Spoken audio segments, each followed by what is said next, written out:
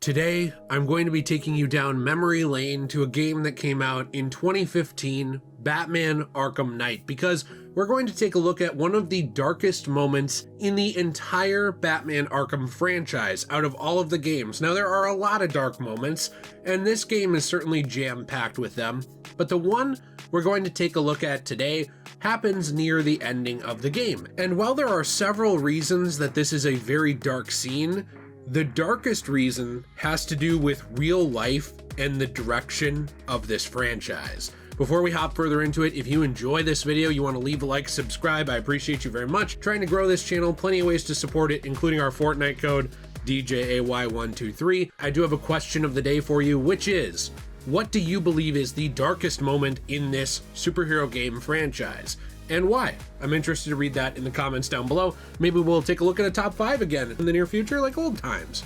Now, Batman Arkham Knight is pretty jam-packed with these dark moments. You have things like Jason Todd being tortured, and also you have a lot of the machinations of Scarecrow going awry throughout the city. But there is one moment near the end that I think really takes the cake, and it is a Joker hallucination. Now, the Joker hallucinations are some of my favorite parts actually of this series. I actually love both the way that hallucinations are done in Arkham Knight and even how they're done in Arkham Asylum with just the Scarecrow. They didn't really have as much to do with the Joker, more just the Scarecrow and the fears of Bruce Wayne and Batman, but they are still some of my favorite moments in the game.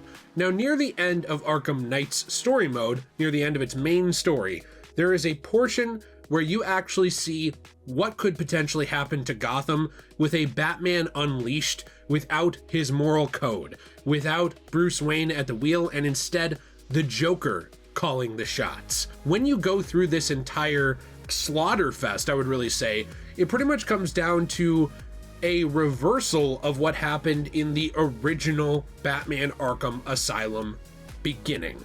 Now, what I love about this, by the way, is that this is technically the second reversal we've seen of this scene. We originally saw one with a Scarecrow hallucination in Arkham Asylum, where instead of Batman wheeling in Joker and him being checked in like the beginning, it was actually Joker and Harley wheeling in Batman and him being checked into the asylum to pretty much be tortured by them in this madhouse. But that was still with Batman at the wheel. That was still with Batman controlling his own mind.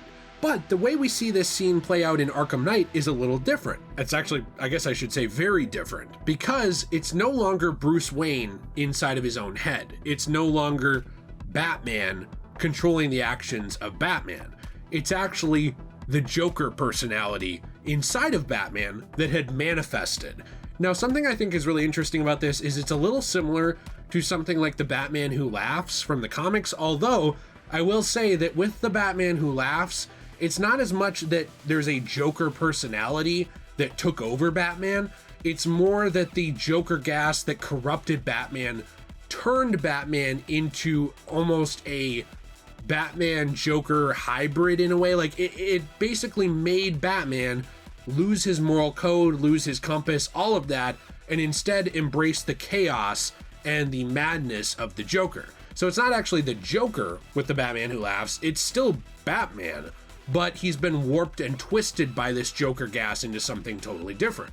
Now, in this scene in the end of Batman Arkham Knight, it is actually kind of similar to this, but instead it is just a Joker personality that you are controlling in the body of Batman, going around slaughtering the villains. You shoot Two-Face, you get to shoot Riddler, you get to blow away tons and tons of goons using a lethal version of the Batmobile that's pretty much dubbed the Joker-mobile. Now, you might play this part, you might get through it, and you might actually get to the point where you are shushing Commissioner Gordon as he dies on the floor, telling Alfred that you'll be there to Wayne Manor next to take him out, and watching the city burn, and you say, wow, that's obviously dark because of just what it is on the surface level. I mean, we're watching Batman, he's now been corrupted, and he's now destroying everything he fought for his entire life to protect. That's extremely dark.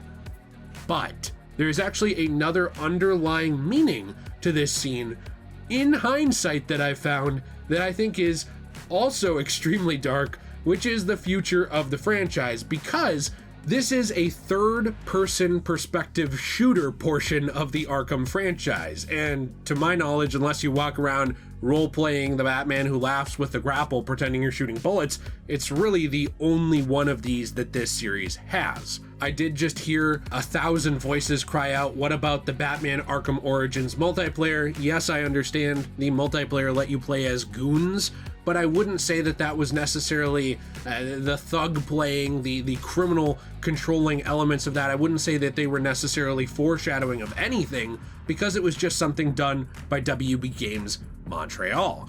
But now looking in hindsight at Batman Arkham Knight, I also believe that this was a dark, foreboding tell of what the future might have to hold. Something that multiple sources reported when it came to Sefton Hill, Jamie Walker, and some of the heads of the Rocksteady studio was that they tried to reach above and beyond, especially when it came to Sefton Hill, that he wanted to experiment, that he wanted to do all of these different things and add in different gameplay types to his game. I mean, we were even looking at Suicide Squad Kill the Justice League and seeing that he wanted to have these moddable vehicles and all these different systems in place that didn't make it into the final game because it was stalling development. That's interesting when we're looking at this portion of the game, because this is an experimental random section of the game where you play as Joker walking around with a gun killing people. And what ended up happening after this, after a, 7-year-ish hiatus with no releases from Rocksteady? Well, we got a game where you play as supervillains with guns going around and killing people. Yes, this scene is extremely dark because of what it represents. It represents the fall of Bruce Wayne, the fall of Batman, the fall of the Bat family, as it can pretty much be surmised that he slaughtered them all. Otherwise, they'd be there trying to stop him. But it also represents a slow fall of Rocksteady. They couldn't stop here.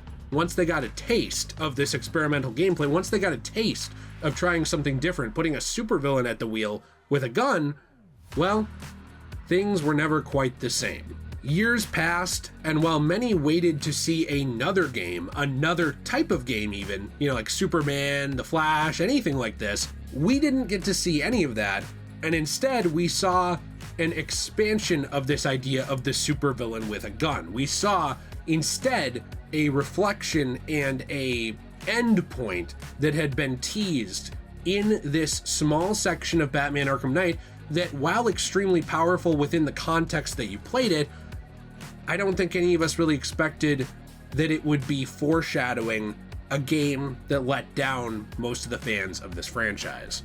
It's sad to see that this scene not only represents the fall of Batman, but also in many ways the hopefully temporary fall of Rocksteady as a studio. If you enjoyed today's video, I'll be interested to hear your thoughts down below. Yes, I know that this is kind of more like a fan theory.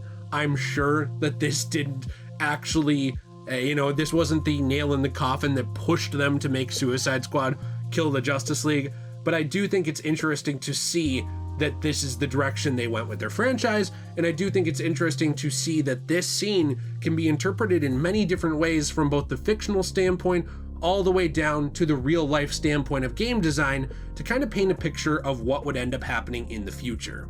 If you want to support this channel, we do have our own Fortnite code. Speaking of third-person shooters that I enjoy, DJAY123 is our Fortnite code. We do also as well have our own store, CosmoBunny.shop, where we actually take comic books, manga, and all kinds of other books, including magazines. We even have gaming magazines that were damaged, unable to be sold. Stores can't sell these, or they're clearancing them out dirt cheap, a dime a dozen. And what we do is we take these things, we turn them into transformative resin coasters, keychains, trays, and more for your enjoyment. You can use code DJAY123 for 10% off your first purchase, and my lovely wife Jill, who has her own channel, Magical Jill, in the description down below, where we actually make anime videos. She runs this shop, she does an amazing job, and she makes handmade beaded jewelry on this shop, which is fantastic. So if you enjoy this video, you want to support us, all those ways are open to do it. We also have a Patreon, we have a membership for this channel, all kinds of stuff. We appreciate you very much. Have a fantastic day,